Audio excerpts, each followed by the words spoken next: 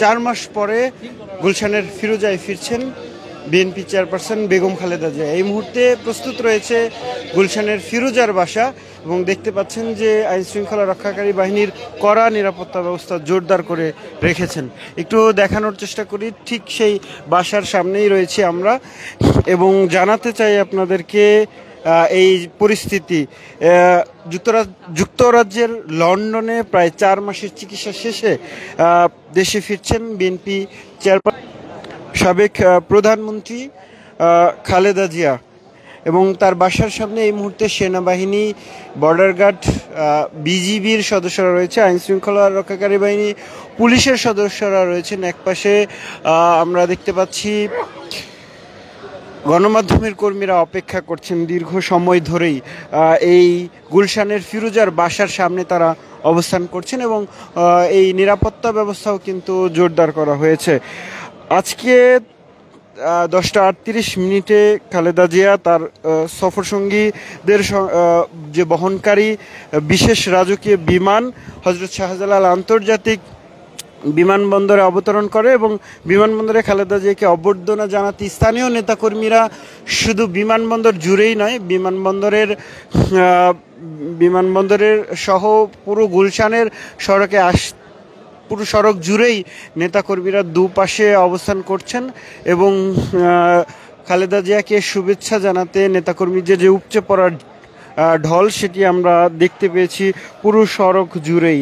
এবং ঢাকায় বিমানবন্দরে পৌঁছানোর পর খালেদা জিয়ার সঙ্গে দেশে এসেছেন তার 2 পুত্রবধূ জুবাইদা রহমান ও সৈয়দা শাকিলা রহমান। বিগত বছরগুলোতে শামিলা রহমান বিভিন্ন সময় দেশে অবস্থান করলেও 2008 থেকে 8 সালের 11 সেপ্টেম্বর দেশ ত্যাগের পর এই প্রথম দেশে ফিরতে পারলেন জুবাইদা রহমান। এবং বিএনপি চেয়ারপারসনের প্রেস উইং সদস্য শামসুদ্দিন দিদার তিনি নিশ্চিত করেছেন এসব তথ্য সংবাদ মাধ্যমের সংবাদকর্মীদেরকে। দলের প্রধানকে স্বাগত জানাতে পুরো বিমানবন্দর সড়ক থেকে শুরু করে গুলশানের যে ফিরোজার বাসাটি রয়েছে সেই বাসা পর্যন্ত আমরা নেতাকর্মীদের ভিড় লক্ষ্য করেছি। সেই ভিড়টি আসলে দেখানোর চেষ্টা করব আপনাদেরকে। কেন্দ্রীয় নেতাকর্মীরাও এই বাসার সামনে অবস্থান করছেন। আমরা সাবেক স্বরাষ্ট্র প্রতিমন্ত্রী লুৎফুজ্জামান বাবরকে দেখেছি, তিনি ফিরোজার বাসার সামনে অবস্থান করছেন। আমরা মহিলা দলের যারা নেত্রী রয়েছেন তাদেরকেও বাসার সামনে সকাল থেকে অপেক্ষা করতে দেখেছি। বিভিন্ন জেলা উপজেলা থেকে তারা এসছেন, বিভাগীয় শহর থেকে তারা এসছেন এবং এই খালেদা জিয়ার যে 4 মাস পরে আবারও দেশে ফেরা, সেই দেশে ফেরাকে অনেকে আনন্দের বলছেন, ঈদের সঙ্গে তুলনা করছেন, নতুন একটি মুহূর্ত বলছেন তারা। তাদের নেত্রীকে 4 মাস পরে সুস্থ চিকিৎসা শেষে দেশে ফিরছেন এমনটাই বলছিলেন তারা। এবং ঢাকার বিভিন্ন অঙ্গ সংগঠনের নেতাকর্মীরা জড়ো হয়ে ঢাকা ময়মনসিংহ সড়কের বনানী, খিলক্ষেত ও বিমানবন্দর সড়কের দুপাশে অবস্থান নিচ্ছেন এবং সেই অবস্থান দেখছেন। খালেদা জিয়ার শুভেচ্ছা জানাতে মূলত নেতাকর্মীরা ভিড় করেছেন। দলীয় সূত্র জানিয়েছে যে হযরত শাহজালাল আন্তর্জাতিক বিমানবন্দর থেকে খালেদা জিয়ার গুলশানের যে বাসভবন ফিরোজা পর্যন্ত সড়কের দুপাশে অবস্থান নিয়েছে বিএনপি এবং এর অঙ্গ সংগঠনের নেতাকর্মীরা মূলত গুলশানের যে বাসভবনের সামনে বনানী, খিলক্ষেত সড়কে বিমানবন্দর এলাকায় বিপুল সংখ্যক সেনা, পুলিশ, র্যাব, এপিবিএন এবং আনসার সদস্য মোতায়েন করা হয়েছে।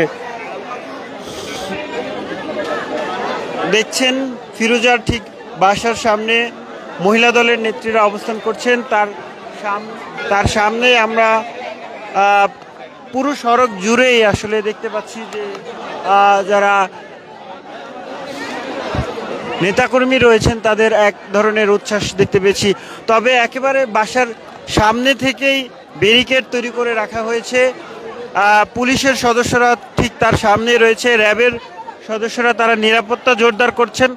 সেই সাথে শৃঙ্খলার দায়িত্বে বিএনপির নেতাকর্মীরাও কাজ করছেন ঠিক বাসার সামনে।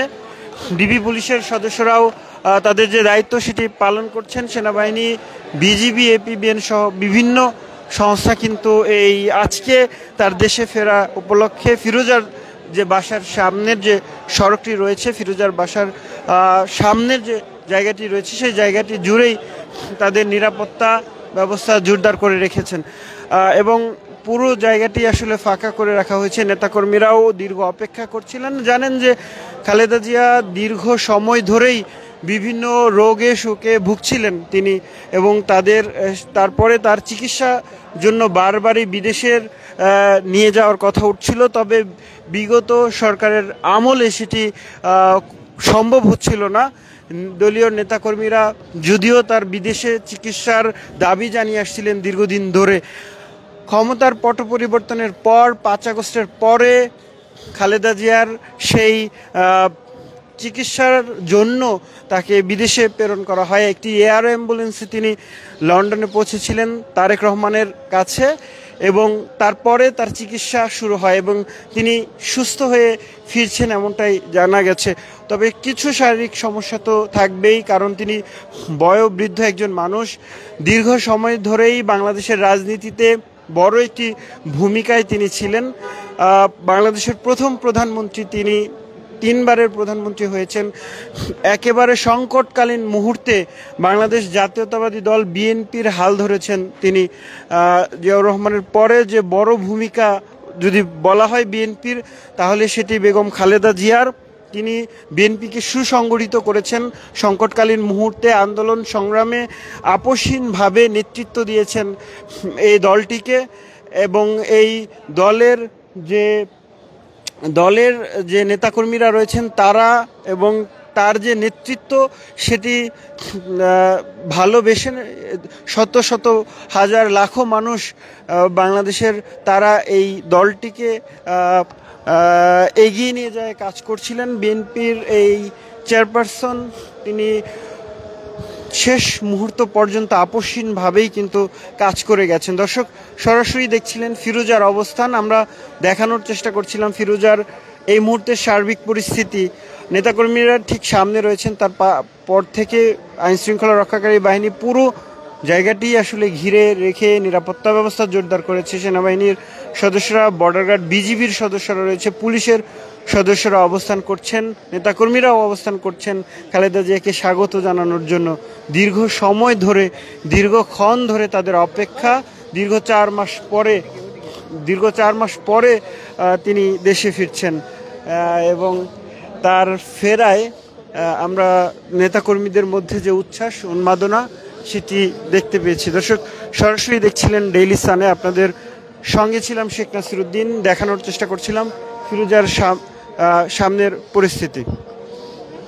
For more updates, follow us on Facebook, subscribe our YouTube channel, get the latest update on www.daily-sun.com.